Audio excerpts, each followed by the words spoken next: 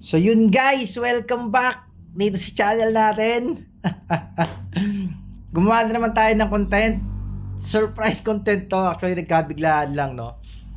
Ang nangyari kasi, meron kaming cross server, no. So biglang quit siya. Ngayon meron siyang full set ng STRMG.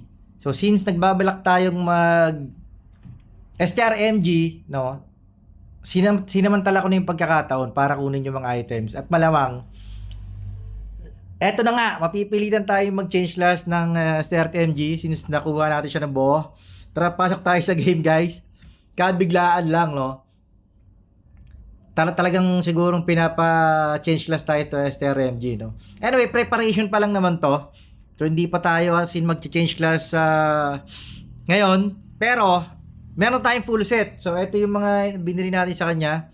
So ito, speed EDR. Ito 3 option yung isa, EDR, speed, tsaka attack 2%. Tapos tatlong FO na gear, isang hindi FO. Ay dalawang hindi FO, no. So nandun yung ibang items sa AGL natin, doon natin siya nabili. Gawa nga ng kulang yung MUC natin dito sa Dragon Knight. So ayun guys, so magpe-prepare tayo, no. Kompleto na yung gears natin for STRMG. So mag-aantay tayo ng level syempre.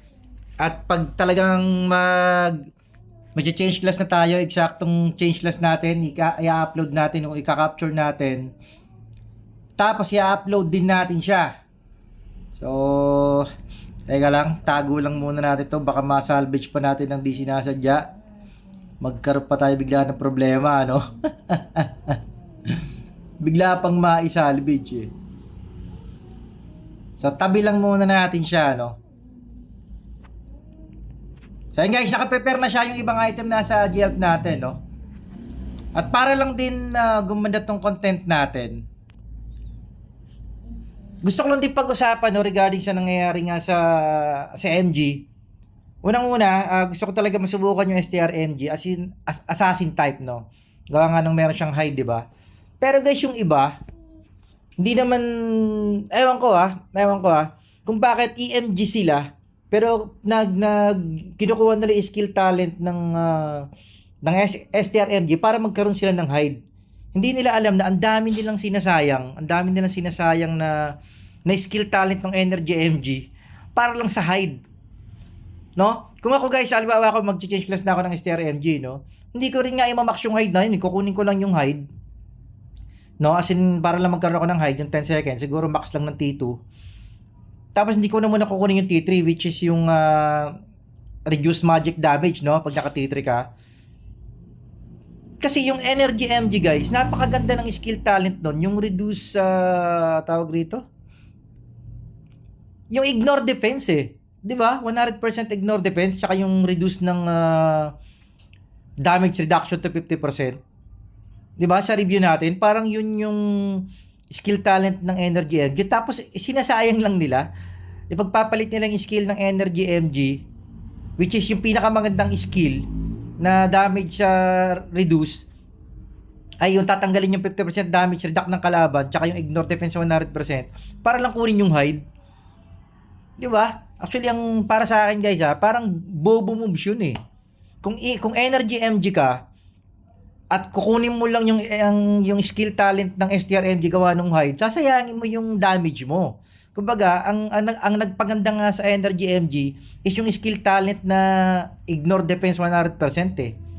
Tsaka reduce nung damage reduction nila eh.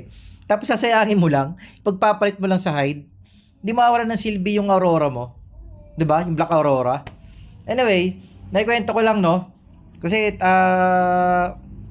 katatapos lang nung tour na, parang napagkwentuhan lang sa GC, no, na yung kalaban nila, ito guys, ito. Yung kalaban nila Boss Neon, asan ba? Ito guys, itong virus na to, no, ito sila Boss Neon eh. Itong virus daw na to, itong MG na to, Energy MG siya, pero may hide. No, kaya sabi ko sa kanya, bakit siya mag-hide kung Energy MG siya? Di sinayang niya yung Black Pyro, no? Ay yung Black Aurora na skill. No, so talo sila, actually di sila nanalo. no? Dito kila Boss Dion. Although malakas naman talaga yung lineup nila Boss Dion, no? Kasi Makati rin si Boss Steam na DL. Pero guys, pag ang EMG ito guys sa mga Energy MG, no? Wag kayong magkukuha ng skill talent ng STR MG. Kung gagamitin niyo lang pangkuha ng Dragon, guys, mawawalan kayo ng silbi, mawawalan kayo ng damage. Dapat ang priority niyo sa skill talent niyo is yung Black Aurora, ay yung tag dito, Black Aurora, ako ng Black Aurora eh. Yung Dark Pyroblast. Yung Dark Pyroblast, no? Wag niyo sasayangin yung Dark Pyroblast, guys. Kasi nandun yun yung pinakamagandang skill nga ng Energy MG sa ipagpapalit nyo lang sa hide. Di ba? O, kung STR MG kayo, goods talaga yung hide kasi pang-assassinate nyo yun eh. Anyway, guys, no, yun yung gagawin natin. Kapag ako nag-change list to STR MG, i-upload ko rin, papakita ko yung buong process para makita nyo, no? Galing sa Dragon Knight, mag-STR MG tayo. So, since binabash natin yung STR MG, subukan na natin, no? Subukan na natin siya para malaman natin kung ano ba talaga. Pwede naman tayong bumalik ulit sa Dragon Knight pag sakaling sablay talaga yung STR MG. So since nagkaroon tayo ng pagkakataon dahil nakakuha tayo ng isang full set na T15, sunggaban natin, no? Sunggaban natin yung pagkakataon. So itatry natin mag-change class. Antay lang tayo mag level 700 para diretso palit. At i-shoutout natin yung mga nag-comment sa atin doon sa last video natin. Huwag natin kalimutan. So eto, at kay Lloyd's Playground, PY Bossing, thank you rin boss sa pag-comment. Eto naman kay user DQ8, boss, gawa ka po group para sa gusto gumawa sa new server. Pero nga pala guys, no? Gumawa pala ako ng Facebook group. Ang pangalan ng Facebook group ay MU Monarch C /Immortal group merge, no? Hanapin nyo sa Facebook or comment kayo rito guys. Hindi, ilalagay ko pala yung link dito, no? Sa ilalagay ko yung description, sa description yung link ng Facebook group, no? Para sakaling gusto nyong sumali sa group para makapagpalitan tayo ng mga idea, no? At least yung mga player na MU player. Basta puro ganun lang guys yung group natin. Wag nating haluan ng mga, alam mo yun, mga trash talkan na, ano, yung mga PK na issue, ganyan, yung mga payabangan. Sa game nyo nang gawin yon. Yung Facebook group nang ginawa ko, para yun guys sa ating lahat, no? Para makapagbigayan tayo ng idea, no? Sa mga old player, sa mga new player, para makapag-share tayo ng mga idea, yung mga hindi natin alam, at least malaman natin dun sa group. Okay? Pero buo na yung Facebook group. Nabuo ko na siya. I-invite ko na lang kayo ng i-invite. Ilalagay ko sa description yung Facebook group. Okay? Tas ito at kay Irish para basahin itong pangalan, Gabriel Umali 789, shoutout bossing. The best pa din yung GL review. Taga Batangas ka ba? Hindi ako taga Batangas, bossing. Hindi tayo alae. Hindi ako taga Batangas, boss. No, reply naman ako sa kanya. So sa Manila talaga tayo lumaki. Pero yung parents ko taga Samar. Pero hindi tayo taga Batangas, hindi tayo taga alae. Eto, kay DWGH Taster, kay bossing. Deadly Sigil, single target cast lang yon. So, single target cast lang yan. Umay kay Monarch, Team Buff Yati sa MUPC, ha? Team Buff siguro dati sa MUPC. Okay, so yung skill ng DL Cha yung binabanggit niya, no? So, na-comment niya lang na single target cast lang daw yung Deadly Sigil. Okay, ito naman kay Freakonomic. Uy, bilis. Salamat, Paps. Napaka-informative ng guide nito, Paps. Sige, enjoy ko muna STRDL. STRDL. Kumayana Switch. Salamat din sa shoutout sa MU Monarch po. Server 738. So, mga bagong server to guys. Shoutout, no? Sa lahat ng player ng server 738, new server to for sure. Ang IGN niya is NSFW. Yung IG niya. So, shoutout sa server nyo dyan, guys. Sa lahat ng galero sa 738, new server, shoutout sa inyo lahat yan. Sa mga new player na gaya ni Freakonomics, no? Pag napanood nyo itong video, drop lang kayo ng mga questions nyo, no? Pwede natin gawin ng video yan, no? Kapag, alam nyo, hindi natin kaya sagutin ng mabilis sa comment section, kaya natin gawa ng paraan para mag-upload ng video para dyan sa katanungan nyo. Kasi talagang para sa mga new player itong mga uploads natin. Okay, eto kaya Zane Maconain, madali sana makabili items niyan. Kaso ang hirap yung pa-level. Totoo guys, no? Madaling makabili ng items ng DL-cha pero napakahirap ipa-level. Ito kay Boy Talpak, same bossing, lag talaga sa damuhan kaya ayaw ko nagdadamo eh. kaya ayaw niya daw nagdadamo kasi lag daw sa damuhan. Yun lang. Kung ano man yung damo na nagpapalag sa'yo, bossing, tigilan mo na yan. So yun, eto kay Atwil LLM, boss, di ka ba magta-try ng DL-cha? Ha, curious lang kami makita ng mamaw na cha ang class. Napakabihira kasi lading budget pang change class. Free to pray lang. Free to pray daw, free to pray. Solid bossing, hindi ko pa sure no. Pero isa sa mga gusto ko yan talaga DL. Kaso hindi ko alam kung DL cha ang ang malay mo in the future no. Kasi guys, kaya mahirap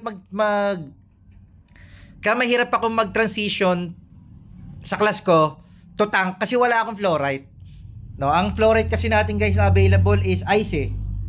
Ayan no. Pero kung may water siguro ako na level 12 lahat at saka wind, maaari pwede ako mag-transition. Baka nga nag-tank na ako nitong ano ko eh. Baka nga nag-tank na ako nitong DK ko kung meron akong full wind eh. Di kaya HP, water eh. So, baka sa future boss no, at Will M malaman.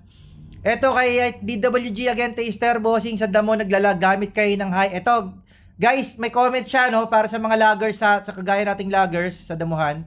Ang sabi niya, gumamit kayo ng high-end flagship phone. Baka Snapdragon 8 Elite or Dimensity 8500.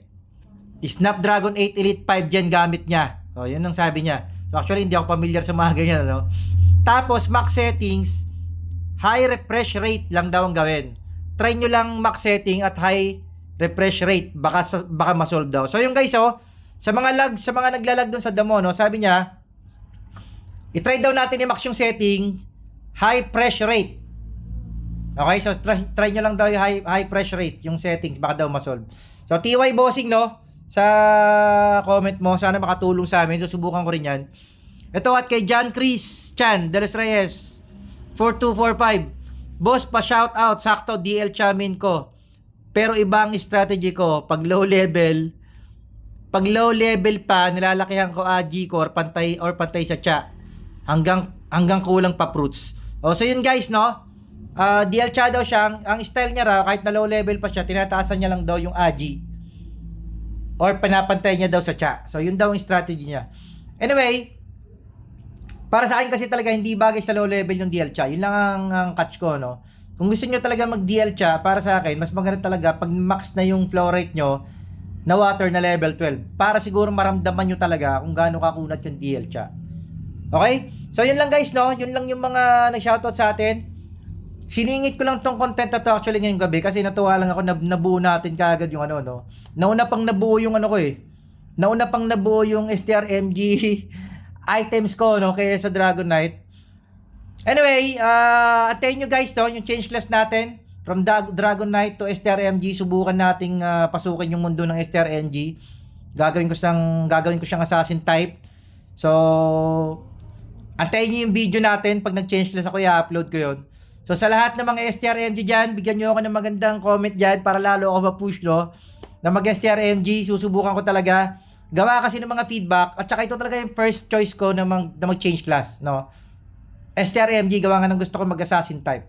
So, sa lahat na nag-push sa akin, no, sa mga nag-comment dyan. So, ito, antayin nyo. Pag live ng STRMG natin, mag-PPK kagad tayo para i-testing. So, yun lang guys, I Gabel 2527, JL Dragon Knight, becoming STRMG. Sana mapabilis natin yung pag-change class natin. So, antayin nyo lahat, no, darating tayo dyan. Jay Gabel to, S527, out tayo para sa content natin na to. Waiting for STRMG to be online. Out tayo guys, out.